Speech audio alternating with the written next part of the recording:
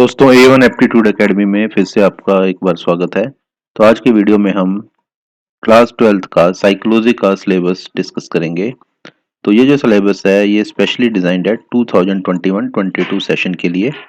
तो जैसा कि आप देख पा रहे हैं कि यहाँ पर जो टोटल टाइम आपको दिया गया है वो 3 आवर्स का है और जो मार्क्स हैं वो 70 मार्क्स है। तो 70 मार्क्स का ये सिलेबस है और 3 घंटे का जो हमारा पेपर है। लेकिन इस बार जो आपका एग्जाम है वो आपका 2 टर्म्स में होना है, टर्म 1 एंड टर्म 2। ठीक है, तो टर्म 1 जो है वो हमारा ऑब्जेक्टिव टाइप रहेगा जिसमें एमसीक्यू आएंगे आपके और आपको बबल फिल करने होंगे ओएमआर शीट के ऊपर। और जो टर्म 2 है वो आपका कन्वेंशनल पेपर होगा जैसा कि आप देते आ रहे हैं अभी तक पेपर। तो उसमें आपको short answer long answer type question पूछे जाएंगे। तो यहाँ पर अब हम देख लेते हैं कि यूनिट वाइज जो है मार्क्स की एलोकेशन कैसे की गई है। तो सबसे पहला जो यूनिट है आपका वो है वेरिएशन इन साइकोलॉजिकल एट्रीब्यूट्स। तो ये फर्स्ट यूनिट है और इसके लिए 9 मार्क्स दिए गए हैं आपको।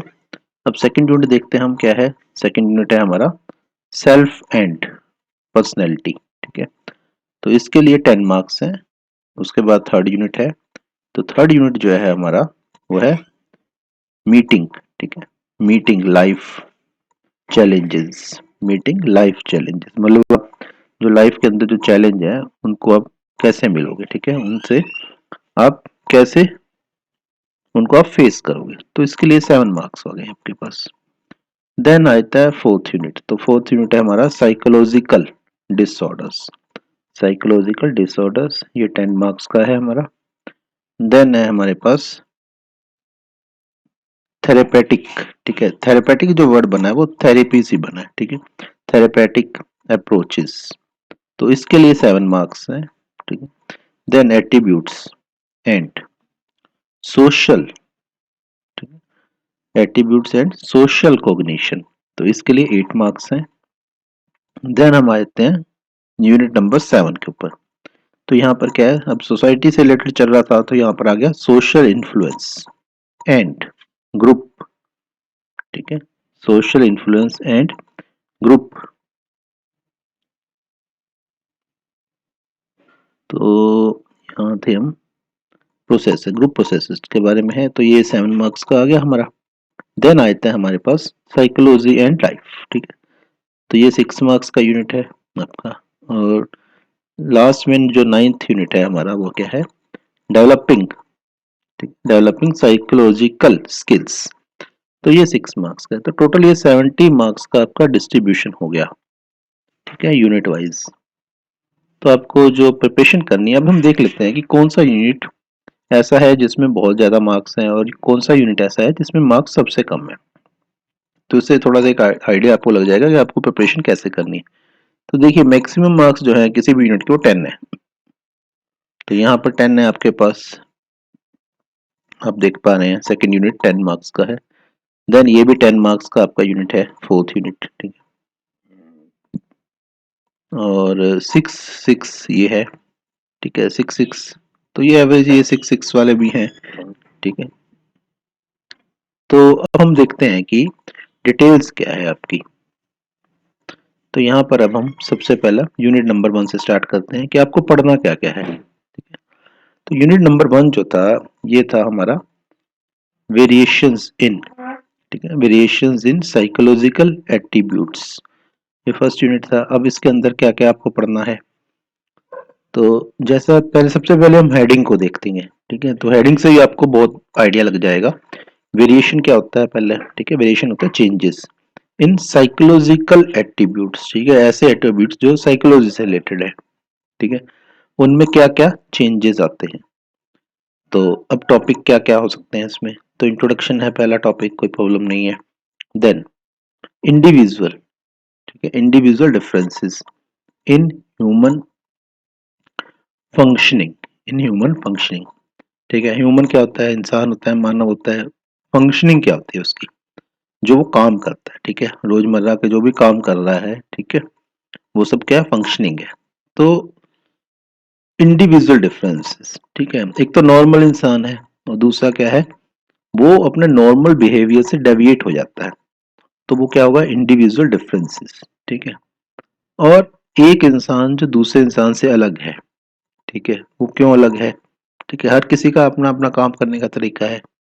तो सबका सब क्या चीज आ गया? इंडिविजुअल। इंडिविजुअल मतलब पर्सनल टाइप का हो गया, ठीक है, एक का दूसरे से जो डिफरेंस है, ठीक। तो वो सब हमने यहाँ पर स्टडी करना है सेकंड में, ठीक है। उसके बाद थर्ड आ जाता है टॉपिक हमारे पास, असेसमेंट ऑफ साइकोलॉजिकल एट्रीब्यूट्स, ठीक है। अब जो साइकोलॉजिकल एट्रीब्यूट्स हैं, जो साइकोलॉजी से रिलेटेड एट्रीब्यूट्स हैं, उनका असेसमेंट, ठीक है। असेसमेंट मतलब क्या है? इवेल्युएशन, ठीक है, उनको आप असेस करेंगे। देन आता है हमारे पास इंटेलिजेंस, ठीक है। अब इंटेलिजेंस क्या है? जैसे कहते हैं ना आईक्यू, ठीक है, एक आदमी का आईक्यू ज्यादा है, एक का कम है, ठीक है। तो ये क्या इंटेलिजेंस है?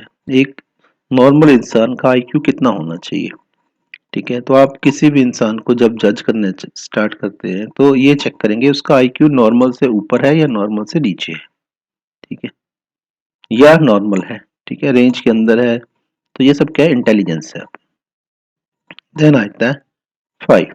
अब यहाँ पर देखिए ये थोड़ा सा लंबा टॉपिक आ गया फाइव। तो टॉपिक नंबर फाइव में देखिए थ्योरीज आ गई, थ्योरीज ऑफ इंटेलिजेंस, ठीक है, ये है थ्योरीज ऑफ इंटेलिजेंस। तो डिफरेंट थ्योरीज ऑफ इंटेलिजेंस, तो मैं इसको ज़्यादा इलेबोरेट नहीं करूंगा, ठीक है, ये आप पढ़ सकते हो। तो यहाँ पर क्या है इस टॉपिक में? थ्योरीज ऑफ इंटेलिजेंस, वरना वीडियो बहुत लंबा हो जाएगा। उसके बाद आते हैं हम सिक्स पर। तो सिक्स में क्या है? इंडिविजुअल डिफरेंसेस इन इंटेलिजेंस, ठीक है।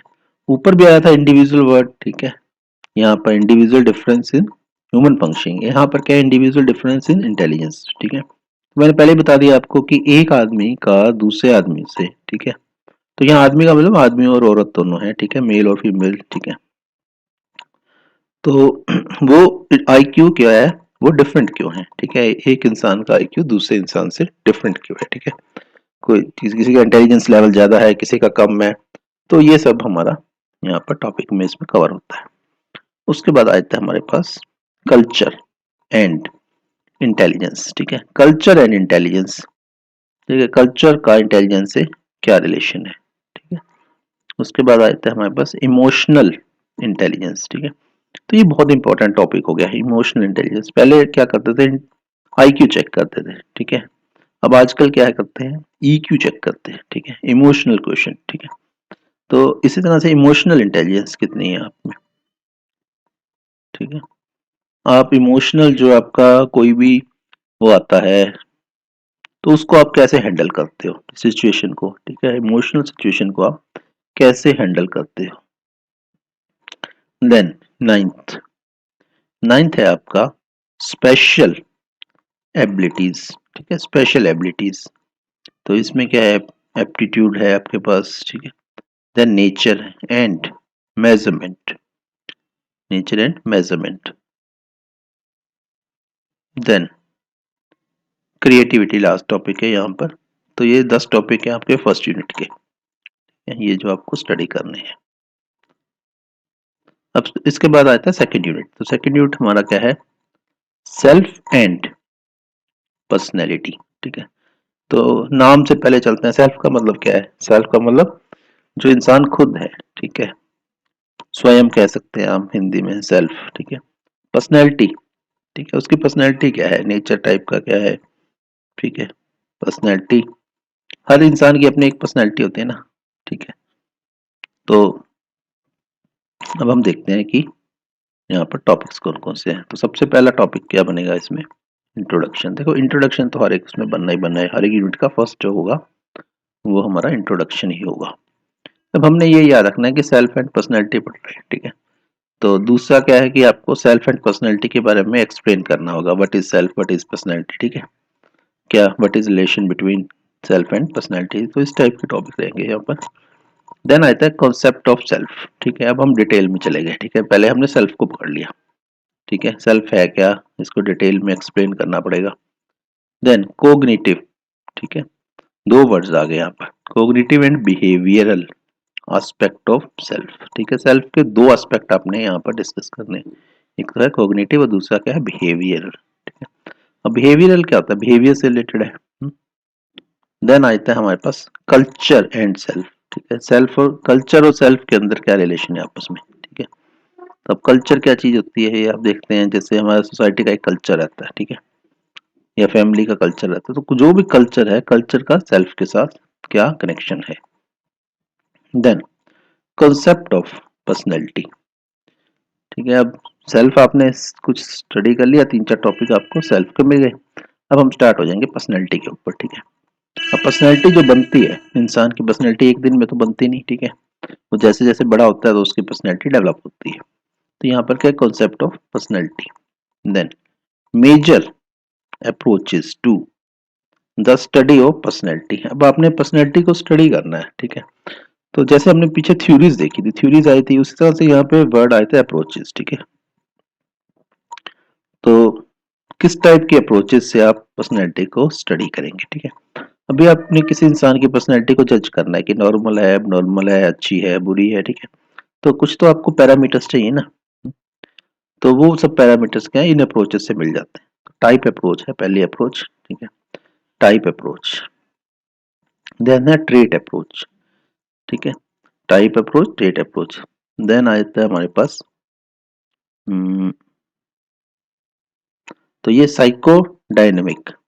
ठीक है, psycho dynamic, psycho dynamic approach. ठीक है, साइको तो पता है आपको, साइकोलॉजी से वर्ड आया। डायनेमिक क्या है, डायनेमिक होता है जो मोशन में हो। ठीक है, जो डायनेमिक बिहेवियर किसको बोलते हैं। ठीक है, जो बहुत ही एनर्जी हो जिस इंसान के अंदर। ठीक है, डायनेमिक है, he is a dynamic person. ठीक है, तो नेक्स्ट आता है बिहेवियरल अप्रोच। बिहेवियर से बना है behavioural approach.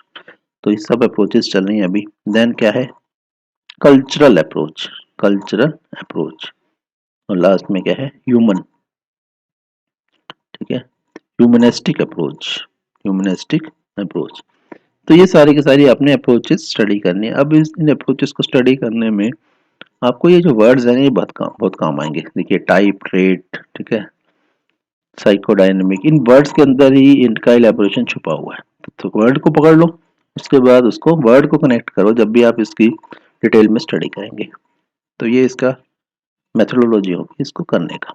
Then topic number 8 पे आते हैं अब, असेसमेंट ऑफ पर्सनैलिटी। अब आपने पर्सनैलिटी को असेस करना है। ठीक है, ऊपर क्या था, approaches to study of personality. ठीक है, आपने ये इन अप्रोचेस को फॉलो करके आपने स्टडी करना है पर्सनैलिटी की। अब असेसमेंट करना है आपने पर्सनैलिटी का।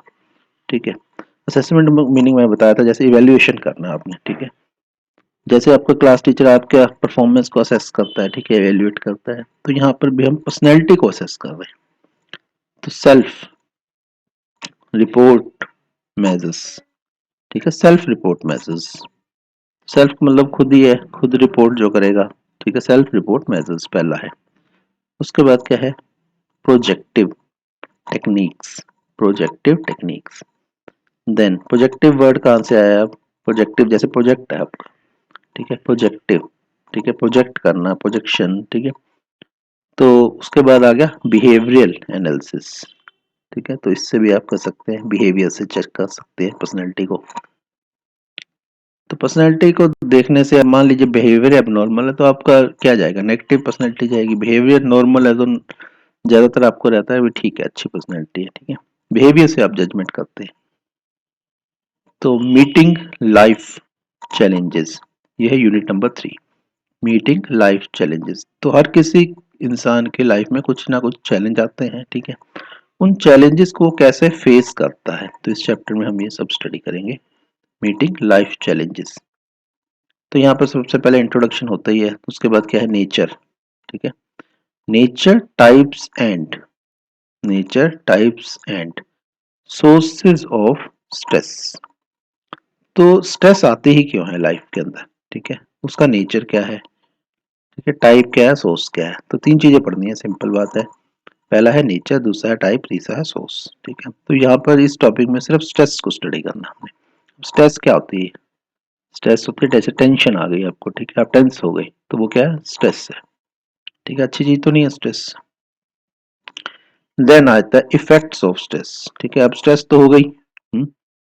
अब बच्चे को स्ट्रेस क्यों आती है, बहुत ज्यादा होमवर्क मिला हो, कल को क्लास टेस्ट हो, तो वो क्या है, स्ट्रेस का कारण होता है। ठीक है, तो अच्छा खाना मिल जाए तो उसका स्ट्रेस नहीं होगी ना। ठीक है, लेकिन कल को क्लास टेस्ट है, कोई एग्जाम है, तो उसकी स्ट्रेस होती है बच्चे को। ठीक है, आप इंटरव्यू से पहले स्ट्रेस हो जाते हैं जैसे। ठीक है, तो स्ट्रेस के बहुत सारे कारण हो जाते हैं ना। तो effects of stress on psychological functioning and health. अब स्ट्रेस तो बुरी चीज है, तो उसका इफेक्ट भी आएगा बुरी चीज का। किसके ऊपर आएगा? साइकोलॉजिकल फंक्शन और हेल्थ के ऊपर। ठीक है, ये दोनों इफेक्ट होंगे स्ट्रेस से। अब बुलेट्स में देखिए, डिटेल बुलेट्स जहां भी आएंगे दैट मीन्स वहां पर डिटेल स्टडी स्टार्ट हो गई। तो पहला क्या है? Stress and health. ठीक है, अब स्ट्रेस और हेल्थ का रिलेशनशिप क्या है? ठीक है, स्ट्रेस ज्यादा तो हेल्थ खराब। ठीक है, सीधा रिलेशन है। देन क्या है? General general adaptation syndrome.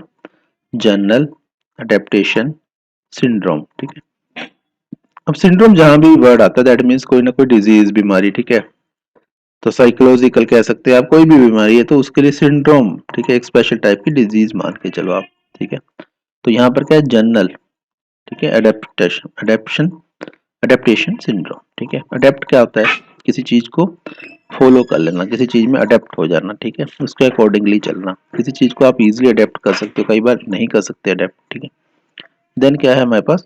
Stress and immune system. Stress and immune system. तो स्ट्रेस का इम्यून सिस्टम के साथ क्या रिलेशनशिप है? ठीक है, तो इम्यून सिस्टम को स्ट्रेस कैसे अफेक्ट करती है? देन आता है हमारे पास लाइफ स्टाइल। ठीक है, अब आपका जो ह्यूमन लाइफ स्टाइल है। ठीक है, अब स्ट्रेस चल रहा है तो यहाँ पर स्ट्रेस से ही रिलेशन होगा इसका भी। ठीक है, आपका जो नॉर्मल लाइफ स्टाइल है उसको स्ट्रेस कैसे अफेक्ट करती है? देन आता है आपके पास coping with stress. Coping with stress, तो स्ट्रेस को आप कोप विद कैसे करोगे, मतलब आप उसको फेस कैसे करोगे? Coping with stress. देन आता है स्ट्रेस मैनेजमेंट टेक्निक्स। ठीक है, ये coping with stress, stress management techniques. ठीक है, ये थोड़ा सा एडवांस आ गया। ठीक है, आपको टेक्निक सीखनी है। यहाँ पे आपको जनरल वो आ गया। ठीक है, अब स्टार्टिंग का जैसे आपने कोपिंग विद स्ट्रेस, छोटी मोटी स्ट्रेस है। ठीक है, तो आप उसको फेस कैसे करोगे, लेकिन अब मान लो स्ट्रेस बढ़ गई तो आपको टेक्निक सीखनी पड़ेगी। इस तरह से आप समझ सकते हो यहाँ पर। देन फिफ्थ टॉपिक है हमारे पास प्रमोशन। ठीक है, प्रमोशन मतलब प्रमोटिव, प्रमोटिंग। ठीक है, promoting positive health and wellbeing. अब मान लीजिए स्ट्रेस तो है आपके पास। ठीक है, उसका कोई चारा नहीं है, तो उससे हटाना तो है ना अपने आप को। तो क्या है? पॉजिटिव। ठीक है, पॉजिटिव सोचो। ठीक है, और हेल्दी रहो। तो इस टाइप से आप समझ सकते हो इसको, promoting positive health and wellbeing. Wellbeing क्या होता है? अच्छा। ठीक है, वेल ह्यूमन वेलबींग। ठीक है, अच्छा करना, अपने आप को अच्छा करना। ठीक है, और पॉजिटिव हेल्थ को प्रमोट करना। अब इसके अंदर फिर बुलेट्स लग गए, तो इसका मतलब यहाँ पर भी इसकी डिटेल में हमको स्टडी करनी पड़ेगी हमें। तो सबसे पहला टॉपिक इसमें आता है स्ट्रेस। ठीक है, रेजिस्टेंस, स्ट्रेस रेजिस्टेंट पर्सनैलिटी। भाई स्ट्रेस तो पूरी दुनिया में है। ठीक है, घर में है, बाहर है, वर्क ऑफिस में है, सब जगह स्ट्रेस ही स्ट्रेस है। ट्रैफिक है, पोल्यूशन है। ठीक है, तो ये सब स्ट्रेस है, बीमारियां हैं। तो स्ट्रेस के कारण तो बहुत सारे हैं। अब आप अपने आप को स्ट्रेस रेजिस्टेंट कैसे बनाते हो? ठीक है, ठीक है, आ रही है स्ट्रेस, आपने कहा बाढ़ में गई स्ट्रेस। ठीक है,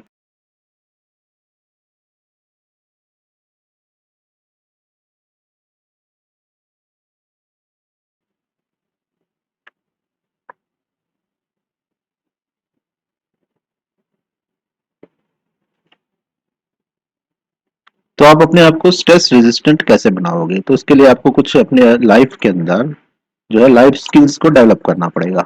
तो यहाँ पर देखिए, सबसे पहला है पॉजिटिव हेल्थ। ठीक है, तो पॉजिटिव हेल्थ है, आपका लाइफ स्किल्स आ गया आपके पास। तो स्ट्रेस रेजिस्टेंट आप बन सकते हैं। ठीक है, स्ट्रेस रेजिस्टेंट पर्सनैलिटी बन सकते हैं। तो ये सब हमारे पास यहाँ था। ठीक है, कोपिंग विद द स्ट्रेस का था ये। ठीक है, फोर्थ था पॉइंट कोपिंग विद स्ट्रेस। ठीक है, उसके बाद हमारे पास फिफ्थ था हमारे पास प्रमोटिंग। ठीक है, promoting positive health and wellbeing. ठीक है, पॉजिटिव हेल्थ और वेलबींग को कैसे प्रमोट करना है। ठीक है, तो इसमें आपके 3 बुलेट्स लगा दिए गए हैं। तो ये टॉपिक्स आपको इसमें स्टडी करने हैं। अब हम आ जाते हैं यूनिट नंबर 4 के ऊपर। तो यूनिट नंबर 4 जो है वो है हमारे पास साइकोलॉजिकल डिसऑर्डर्स। दैट मीन्स आपको जो डिसऑर्डर्स होते रहते हैं, जैसे मान लीजिए कोई पेशेंट आया। ठीक है, तो पेशेंट कहता है कि मैं साइकोलॉजिकली ठीक नहीं हूँ। दैट मीन्स उसको कोई बीमारी है, डिजीज है, लेकिन यहाँ पर जो हम बोलते हैं डिसऑर्डर बोलते हैं, ठीक है, क्योंकि साइकोलॉजिकल बीमारी है तो साइकोलॉजिकल डिसऑर्डर बोल देंगे हम, ठीक है, मतलब वो ऑर्डर में नहीं है तो डिसऑर्डर, ठीक है, उस तरह से आप समझ सकते हैं। तो इसमें कौन क्या क्या आपको स्टडी करना है यहाँ पर, साइकोलॉजिकल डिसऑर्डर, तो आपको दिमाग में पहले बिठा लो कि बीमारियां टाइप की है यहाँ पर, ठीक है। तो वो कौन कौन सी बीमारियां होंगी, सबसे पहले इंट्रोडक्शन आ गया, उसके बाद आपका आ गया कॉन्सेप्ट्स ऑफ, ठीक है, एबनॉर्मेलिटी, ठीक है। नॉर्मल होगा तो आपके पास आएगा ही क्यों, ठीक है, साइकोलॉजिस्ट के पास आएगा ही नहीं, तो यहाँ आपके पास आने का मतलब ये अब आप यहाँ पर क्या है, साइकोलॉजिस्ट है, ठीक है, एबनॉर्मेलिटी एंड, ठीक है, साइकोलॉजिकल डिसऑर्डर्स, ठीक है। यहाँ पर आपको पहले एक इंट्रोडक्शन टाइप का मिल गया कि क्या होती है एबनॉर्मेलिटी और क्या होता है साइकोलॉजिकल डिसऑर्डर, ठीक है। उसके बाद हम आ जाते हैं यहाँ पर अब टॉपिक नंबर 3। तो टॉपिक नंबर 3 में आता है आपके पास, उससे पहले आपके पास हिस्टोरिकल आता है, हिस्टोरिकल बैकग्राउंड, ठीक है, हिस्ट्री क्या है इनकी बैक, ठीक है। उसके बाद क्लासिफिकेशन ऑफ साइकोलॉजिकल डिसऑर्डर्स, ठीक है। आपको साइकोलॉजिकल डिसऑर्डर फाइंड आउट करना है तो पहले आपको पता होना चाहिए खुद को कि कौन कौन से होते हैं, ठीक है, उनको क्लासिफाई किस बेसिस पर किया जाता है। उसके बाद आता है फैक्टर्स, ठीक है, फैक्टर्स अंडरलाइंग एबनॉर्मल बिहेवियर, कौन कौन से फैक्टर्स हैं जो रिस्पॉन्सिबल हैं एबनॉर्मल बिहेवियर के लिए, ठीक है। तो वैसे तो इंसान नहीं करेगा ना एबनॉर्मल बिहेवियर, उसके कोई स्ट्रेस होगी, कोई कारण होगा जिससे वो एबनॉर्मल बिहेवियर करेगा, ठीक है, कुछ मिस हैपनिंग हो गई, ठीक है, कई कारण हो सकते हैं यहाँ पर, तो वो कारण आपको पता करना पड़ेगा। उसके बाद आता है मेजर डिस, ठीक है, मेजर साइकोलॉजिकल डिसऑर्डर्स, तो कौन कौन सी बीमारियां होती है, ऊपर आपने क्लासिफाई किया, अब आपको एक्चुअल बता रहे हैं कि कौन कौन सी बीमारियां हो सकती हैं। पहला क्या, एंग्जाइटी है, ठीक है, एंग्जाइटी डिसऑर्डर, ठीक है, एंग्जाइटी हो जाती है, उतावलापन टाइप का रहता है, ठीक है। उसके बाद क्या है, ऑब्सेसिव, ठीक है, ऑब्सेसिव कंपल्सिव एंड, ठीक है, रिलेटेड, ये पूरी की पूरी एक ग्रुप बना लिया, ठीक है, ऑब्सेसिव कंपल्सिव, ठीक है। कंपल्सिव क्या होता है, कंपल्शन से है कंपल्सिव, ठीक है, ऑब्सेशन से है ऑब्सेसिव। देन ट्रोमेट, ट्रॉमा, ठीक है, ट्रॉमा क्या होता है, जैसे ट्रॉमा सेंटर क्या होता है, मतलब एकदम ही विपदा आ गई, मुसीबत आ गई, ठीक है, उसको बोलते हैं trauma.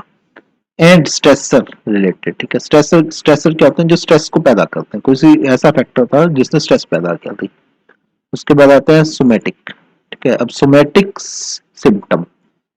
Symptom and related disorder, ये पूरा का पूरा एक कैटेगरी ग्रुप बना लिया सोमेटिक वाला।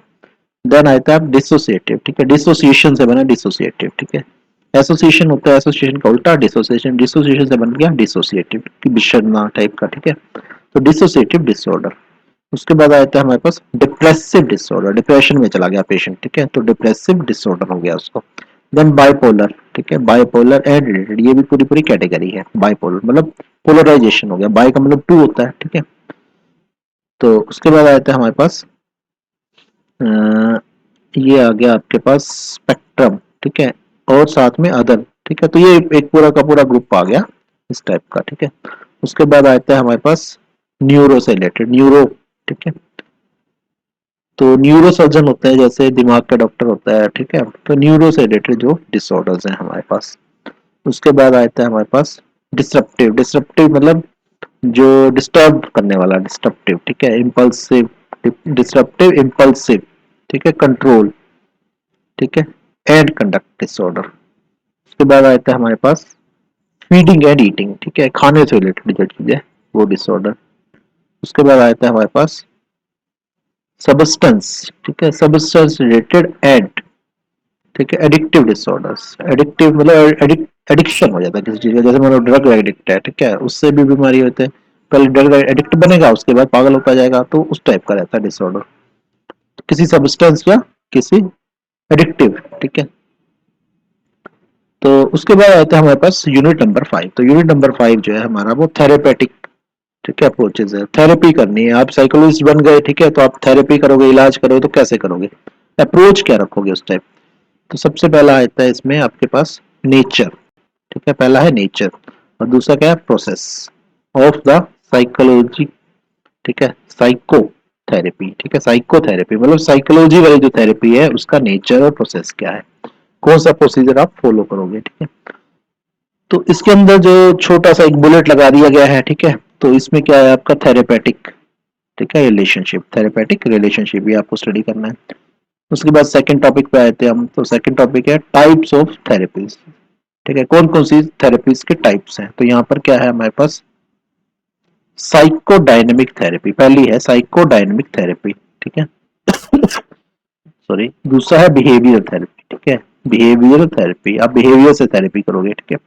उसके बाद है कोग्निटिव थेरेपी, उसके बाद है हमारे पास ह्यूमनिस्टिक थेरेपी, ठीक है। ह्यूमनिस्टिक एग्जिस्टेंशियल थेरेपी, ठीक है। तो ह्यूमन से बन गया ह्यूमनिस्टिक और एग्जिस्टेंस से बन गया एग्जिस्टेंशियल थेरेपी। उसके बाद क्या है, बायोमेडिकल थेरेपी, ठीक है, बायोमेडिकल थेरेपी।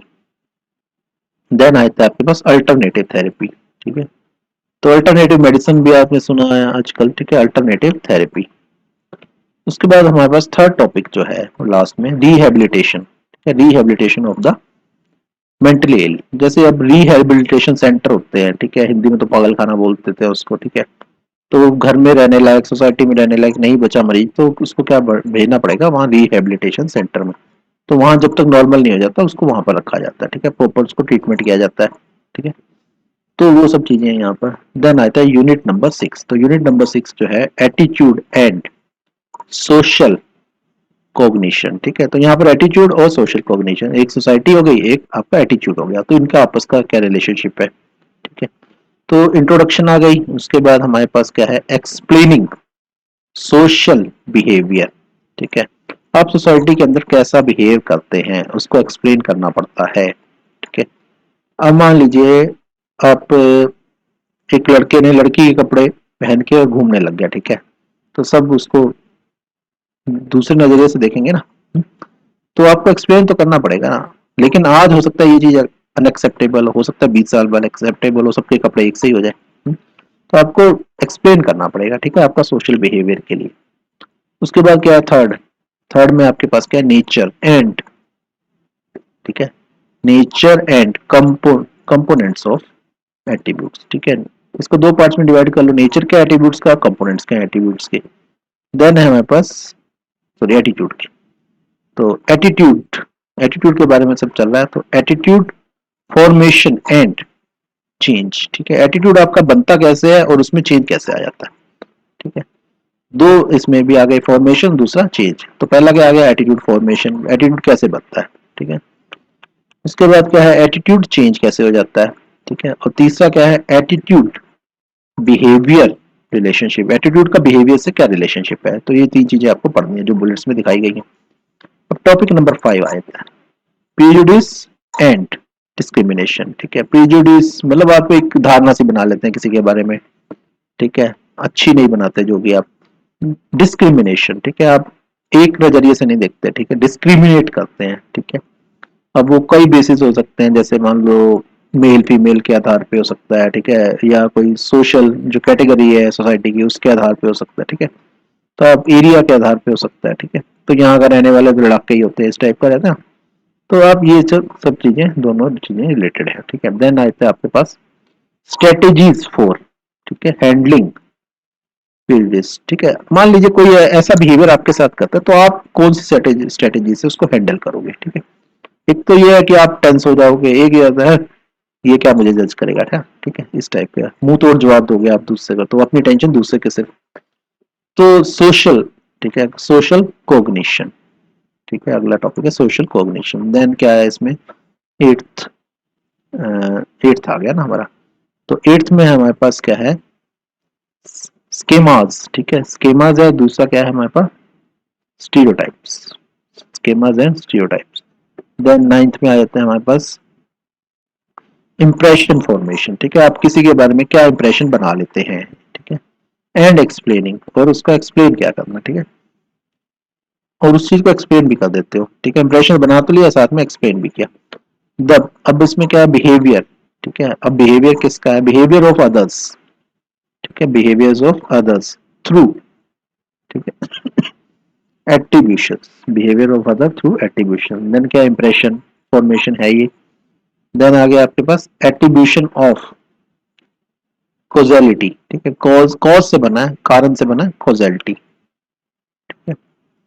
उसके बाद आ गया आपका टेंथ, टेंथ टॉपिक आ गया आपका बिहेवियर इन द, ठीक है, behaviour in the presence of others. अब ये देखिए इसका क्या मीनिंग है, behaviour in the presence of others. अब नॉर्मली तो आप ठीक ठाक रहते हैं, मान लीजिए पेशेंट है, कोई पेशेंट है वो ठीक ठाक रहता है नॉर्मली, ठीक है। लेकिन जैसे ही सोसाइटी में आता है, जैसे मान लो स्टेज फियर क्या होता है, ठीक है, नीचे ऑडियंस है बहुत ज्यादा, अब बोल ही नहीं पाता कोई, ठीक है, तो वो क्या है, इन प्रेजेंस ऑफ अदर। जैसे मान लीजिए बॉस आ गया, ठीक है, बॉस आ गया तो वो उसकी बोलती बंद हो गई, ठीक है, सबॉर्डिनेट आ गया तो चिल्लाने लग गया उसके ऊपर, ठीक है, तो ये क्या है कि एबनॉर्मल बिहेवियर हो गया ना एकदम, ठीक है। तो जो तो नीचे वाला है उसके ऊपर चिल्ला रहे हो, बॉस क्या आ गया, हाँ जी कर रहे हो, ठीक है, सोसाइटी भीड़ आ गई आपके सामने तो आप बोल नहीं पा रहे, तो वो क्या है, बिहेवियर क्या है, इन प्रेजेंस ऑफ अदर्स है उस टाइप का, ठीक है। देन 11th क्या है, pro social behaviour. Pro social behaviour society के लिए अच्छा बिहेवियर जो है आपका, प्रो मतलब हमेशा अच्छा रहता है, ठीक है, जो बेनिफिशियल। देन आता है factors affecting pro social behaviour. Pro social behaviour को कौन कौन से फैक्टर्स अफेक्ट करते हैं, यूनिट नंबर 7 पर आते हैं अब हम। तो यूनिट नंबर 7 है social influence and group, social influence and group processes. तो यहाँ पर इस यूनिट में हमारा ग्रुप से रिलेटेड रहेगा, ठीक है। अभी तक आपने बात की कि आप एज एन इंडिविजुअल कैसे बिहेव करते हैं, तो यहाँ पर इस यूनिट में हम बात करेंगे जब आप एक ग्रुप का पार्ट हो जाते हैं तो आप कैसा बिहेव करते हैं। तो जनरली ग्रुप्स में क्या रहता है, ठीक है, कि आपको एक ग्रुप का प्रोजेक्ट किया गया है, ठीक है, जैसे मान लो आप स्टूडेंट है तो स्टूडेंट में आपको एक पूरे के पूरे ग्रुप को एक प्रोजेक्ट दे दिया गया, तो उस क्या होगा, सारे तो काम करेंगे नहीं उसमें, तो कुछ एक लीडर्स टाइप करेंगे, वही काम करेंगे, बाकी सब उन्हीं से ही काम चला लेंगे। तो ग्रुप के अंदर आपका बिहेवियर कैसा रहता है। और दूसरा जैसे हम कह सकते हैं एक जुलूस निकल रहा है, भीड़ आ गई, तोड़फोड़ हो गई, ठीक है, तो वहां पर वो भीड़ तोड़फोड़ क्यों कर पाई है, क्योंकि वो एक ग्रुप का पार्ट है, ठीक है, वो सब लोग एक ग्रुप का पार्ट है। और इंडिविजुअल होता तो कभी तोड़फोड़ नहीं कर पाता, ठीक है, तोड़फोड़ करता तो जूते खाता है ना। तो यहाँ पर एक ग्रुप का बिहेवियर है ना, तो आप ग्रुप के अंदर कैसा बिहेव करते हैं, ठीक है, तो वो ग्रुप प्रोसेसेस हो गई, ठीक है। और उसका सोसाइटी के ऊपर क्या असर है, या सोसाइटी का उसके ऊपर ग्रुप क्या असर है, वो सब चीजें यहाँ पर स्टडी करेंगे हम। तो सबसे पहले इंट्रोडक्शन हो गया, देन नेचर एंड, ठीक है, nature and formation of groups, ठीक है, नेचर क्या है ग्रुप का, और ग्रुप फॉर्मेशन, ठीक है, ग्रुप बना ही क्यों, कारण क्या था ग्रुप बनने का। देन टाइप्स ऑफ ग्रुप्स, कौन किस टाइप के ग्रुप्स हैं, ठीक है, अच्छे ग्रुप भी होते हैं, खराब ग्रुप भी होते हैं। देन इन्फ्लुएंस ऑफ, ठीक है, influence of group on individual behaviour, ये इंपॉर्टेंट चीज है, ग्रुप का इंडिविजुअल बिहेवियर के ऊपर क्या असर होता है। देन इसमें आता है सोशल, ठीक है, ठीक है, सोशल लॉफिंग। सोशल लॉफिंग जैसे मैं बता रहा था, ग्रुप के अंदर जो है आदमी सुस्त हो जाता है, काम नहीं करता वो, ठीक है। उसके बाद आता है ग्रुप पोलराइजेशन, ठीक है, ग्रुप पोलराइजेशन। तो ग्रुप के अंदर पोलराइजेशन, ठीक है, जैसे अब कंट्रीज कुछ पोलराइज हो जाते हैं, एक तरफ होता है, अलाइंड हो जाते हैं, ठीक है, तो इसी तरह से ग्रुप पोलराइजेशन है, एक तरफ हो गया, पोल बना लिया। तो फिफ्थ क्या है अब इसमें हमारे पास है कॉन्फर्मिटी, ठीक है, कॉन्फर्मिटी, कन्फर्म से बना कॉन्फर्मिटी। दूसरा है कंप्लायंस, ठीक है, तो आप मान लेते हो, कहना मान लेते हो, कंप्लायंस मतलब आप जैसे रूल रेगुलेशन को कंप्लाई करते हो। और दूसरा क्या है, तीसरा क्या है, ओबीडियंस है, ठीक है, आप बड़ों का कहना मानते हो, टीचर का कहना मानते हो, बॉस का कहना मानते हो, ओबीडियंट, यू एज ओबीडियंट की टाइप का, ठीक है। तो ये तीनों चीजें अच्छी चीजें हैं, ठीक है।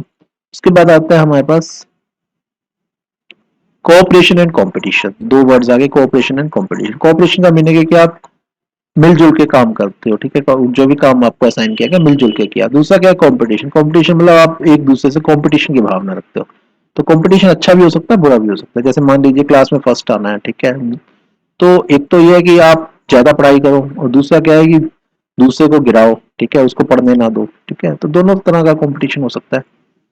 उसके बाद आता है determinants of cooperation and competition, ठीक है, कौन कौन से फैक्टर्स हैं जो डिटरमिन करते हैं कोऑपरेशन और कंपटीशन को। उसके बाद आता है आपके पास सोशल आइडेंटिटी। सोसाइटी के अंदर आपकी क्या आइडेंटिटी है, ठीक है, उसको बोलते हैं सोशल आइडेंटिटी, ठीक है। तो आपको इज्जत के नजरिए से देखा जाए, जैसे कोई बड़ा फिल्म स्टार है, ठीक है, अगर आप एक आम आदमी है तो आम आदमी की क्या वैल्यू है एक बड़े फिल्म स्टार के सामने, ठीक है। तो वो है सोशल आइडेंटिटी, आप सोसाइटी के अंदर आपकी क्या आइडेंटिटी है। उसके बाद आता है आपके पास inter group conflict, inter nature and causes. Inter group का मतलब है ग्रुप्स के बीच में, इंट्रा नहीं है, इंट्रा होता तो विद इन ग्रुप, इंटर मतलब ग्रुप, दो ग्रुप्स के बीच में। कॉन्फ्लिक्ट मतलब झगड़ा, ठीक है, उस झगड़े का नेचर क्या है और उसके कॉजेस क्या है। उसके बाद आता है कंफ्लिक्ट रेजोल्यूशन स्ट्रेटेजीज। तो ठीक है, झगड़ा हो गया दो ग्रुप्स के बीच में, तो उसको निपटाएगा कौन, उसको निपटाने की स्ट्रेटेजीज क्या क्या है। देन आता है यूनिट नंबर 8। तो यूनिट नंबर 8 हमारे पास साइकोलॉजी एंड लाइफ, ठीक है। तो साइकोलॉजी का लाइफ के अंदर क्या कंट्रीब्यूशन है, ठीक है, हमारी लाइफ को कैसे अच्छे करेगी साइकोलॉजी। तो यहाँ पर हम फर्स्ट का इंट्रोडक्शन छोड़ दो, सेकंड क्या है, ह्यूमन, ठीक है, ह्यूमन एनवायरनमेंट रिलेशनशिप, इंसान का एनवायरनमेंट से क्या रिलेशनशिप है, आप जिस एनवायरनमेंट के अंदर रह रहे हैं उसका आपके साथ क्या अच्छा रिलेशनशिप है या खराब रिलेशनशिप है, ठीक है। तो अब क्या आता है, different different views of the human environment relationship, ठीक है। डिफरेंट व्यूज मतलब डिफरेंट, अच्छा है बुरा है, ठीक है, अलग अलग तरह के व्यूज। देन आता है आपके पास एनवायरमेंटल, ठीक है, इफेक्ट्स ऑन ह्यूमन बिहेवियर, ठीक है। अब मान लीजिए एक पड़ोसी है आपका, ठीक है, तो वो बहुत तेज आवाज में गाने बजाता है, ठीक है, जो आपकी ऑडिबल लिमिट से बहुत ऊपर है, ठीक है। तो आप एक दिन दो दिन सहोगे, उसके बाद उससे लड़ने चले जाओगे, तो आपका बिहेवियर चेंज कर दिया ना उसने, ठीक है, नॉइस पोल्यूशन से। तो अब उसने तो क्या किया, एनवायरनमेंट के ऊपर एक बहुत नेगेटिव इफेक्ट डाला। दूसरा क्या है कि उस नेगेटिव इफेक्ट ने, एनवायरनमेंट ने आपके ऊपर आपके बिहेवियर को चेंज कर दिया, ठीक है। तो इस तरह से इफेक्ट होता है। तो human influence on the environment, ठीक है। उसके बाद नॉइस आ गया, पोल्यूशन आ गया। नॉइस तो पता ही है आपको, नॉइस भी एक तरह का पोल्यूशन ही है, ठीक है। अब पोल्यूशन में यहाँ पर क्या है, एयर पोल्यूशन, वाटर पोल्यूशन, ठीक है, सॉइल पोल्यूशन, ये सब पोल्यूशन के टाइप्स हैं आपके, ठीक है। पोल्यूटेड एनवायरनमेंट के अंदर आपका बिहेवियर गंदा ही होगा, अच्छा नहीं होगा, ये मान के चलो आप। उसके बाद क्राउडिंग है, भीड़ भाड़ है, तो भीड़ भाड़ भी जितनी ज्यादा होगी उतना आपका बिहेवियर गंदा होता जाएगा, ठीक है। शांत वातावरण नहीं मिलेगा आपको। देन क्या है, नेचुरल डिजास्टर्स, ठीक है। नेचुरल डिजास्टर्स में भी आपका बिहेवियर नॉर्मल नहीं रहेगा, एबनॉर्मल हो जाएगा। मान लो किसी का घर जो है बाढ़ में बह रहा है, तो उसका बिहेवियर कैसा होगा, डिप्रेसिव तो होना ही होना है ना, ठीक है। बाढ़ है, अकाल है, ठीक है, अर्थक्वेक है, ये सब क्या नेचुरल डिजास्टर्स हैं। तो आपको पहले तो नेचुरल डिजास्टर कौन कौन से हैं उनका पता होना चाहिए, फिर आप रिलेशनशिप कर सकते हो उसके। देन फोर्थ टॉपिक पे आए थे अब हम, प्रोमोटिंग प्रो एनवायरमेंटल बिहेवियर, ठीक है। ऐसा बिहेवियर करो कि जो एनवायरमेंट को अच्छा करे, प्रो मतलब अच्छा कर दे। देन फिफ्थ क्या है, फिफ्थ है हमारे पास साइकोलॉजी एंड सोशल कंसर्न्स, ठीक है, साइकोलॉजी एंड सोशल कंसर्न्स। तो अब psychology social concern, social concern में देखिए पॉवर्टी क्या है, गरीबी है, ठीक है। अब गरीबी होगी तो बिहेवियर अच्छा थोड़ा ना होगा गरीब का। फिर डिस्क्रिमिनेशन, अगर किसी के साथ डिस्क्रिमिनेशन किया जाएगा, तो वो भी अच्छा नहीं होगा, ठीक है। तो बीमारियां तो आएंगी आएंगी ना, गरीबी भी बीमारी का कारण है, डिस्क्रिमिनेशन भी बीमारी का कारण है। देन आता है हमारे पास एग्रेशन, एग्रेशन मतलब गुस्सा, एग्रेसिव नेचर होना किसी है, वॉयलेंस, ठीक है, वॉयलेंट है। एंड पीस, ठीक है। अब ये उल्टा है दोनों, है ना। वायलेंस और पीस आपस में अपोजिट हो गए। वायलेंस तो मतलब हिंसा हो गई, पीस मतलब शांति बनाए रखना, अहिंसा, ठीक है। तो यहाँ पर जब बात करते हैं अहिंसा की, तो महात्मा गांधी का नाम आता है, महात्मा गांधी ओन, ठीक है, नॉन वायलेंस, ठीक है। उसके बाद आता है हेल्थ, ठीक है, हेल्थ तो पता ही है आपको। देन इम्पैक्ट ऑफ, ठीक है, impact of television on behaviour, ठीक है। टेलीविजन का क्या इफेक्ट है बिहेवियर, आपने एक ऐसी पिक्चर देख ली टेलीविजन पे जिसमें मार धाड़ है, ठीक है, बच्चों के ऊपर जनरली ऐसा होता है, ठीक है, तो वो मार धाड़ करेंगे। तो नेक्स्ट देख लेते हैं यूनिट नंबर 9, ये लास्ट यूनिट है हमारा। तो यहाँ पर क्या है, डेवलपिंग डेवलपिंग साइकोलॉजिकल स्किल्स। तो यहाँ इसका मीनिंग क्या है, साइकोलॉजिकल स्किल डेवलप करने हैं, किसने करने हैं, साइकोलॉजिस्ट ने करने हैं, किसके अंदर करने हैं, अपने अंदर करने हैं, ठीक है। पेशेंट आपके पास आया, आप साइकोलॉजिस्ट हैं, ठीक है, अगर आपके अंदर साइकोलॉजिकल स्किल्स ही नहीं है तो आप उसका इलाज कैसे कर लोगे। सबसे पहले आपके अंदर साइकोलॉजिकल स्किल्स आपको डेवलप करने पड़ेंगे, ये है मीनिंग इसका सिंपल।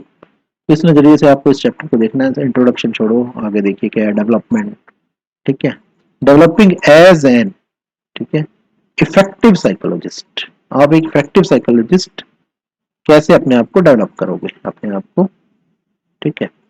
अब कौन कौन से स्किल्स हैं, जनरल स्किल्स हैं, ठीक है। देन क्या है, ऑब्जर्वेशनल स्किल्स, ठीक है, ऑब्जर्वेशनल स्किल्स। तो इसका मीनिंग क्या है कि पेशेंट आपके अंदर आया, आपके क्लिनिक में आया, जैसे अभी बैठा भी नहीं, तो आपको उसको बड़े अच्छे ध्यान से उसका बिहेवियर देखना है कि हाँ बैठता कैसे, उठता कैसे, आपसे बोलता है नहीं बोलता, क्या है, उसके साथ कौन आया है ना, ऑब्जर्वेशनल स्किल्स। उसके बाद आता है हमारे पास स्पेसिफिक स्किल्स। स्पेसिफिक स्किल्स के अंदर आगे टाइप आ गए, कम्युनिकेशन स्किल्स, ठीक है, बोलना चालना कम्युनिकेशन होता है।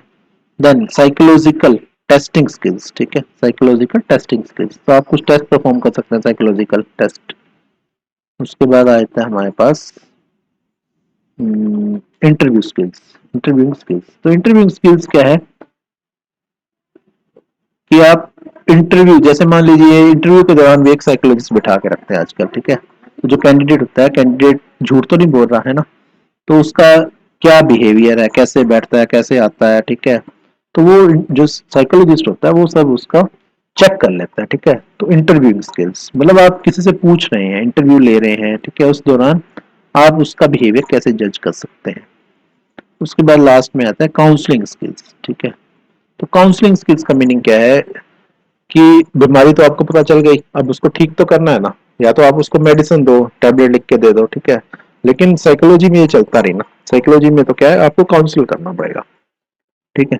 उसको सब हरियाली दिखानी पड़ेगी कि अभी कुछ इतना बुरा नहीं हुआ, ठीक है, उसकी उसका काउंसलिंग करनी पड़ेगी। स्कूल में भी बच्चों काउंसलिंग करता है टीचर, ठीक है। तो आजकल तो ट्रेन काउंसलर भी रखे जाते हैं स्कूल्स में भी, ठीक है, ताकि डिप्रेशन ना हो, ठीक है, क्योंकि स्ट्रेस बहुत ज्यादा है, पढ़ाई का है, एनवायरनमेंट का है, फैमिली का है, ठीक है। तो ये सब क्या है, काउंसलिंग स्किल्स बहुत इंपॉर्टेंट है।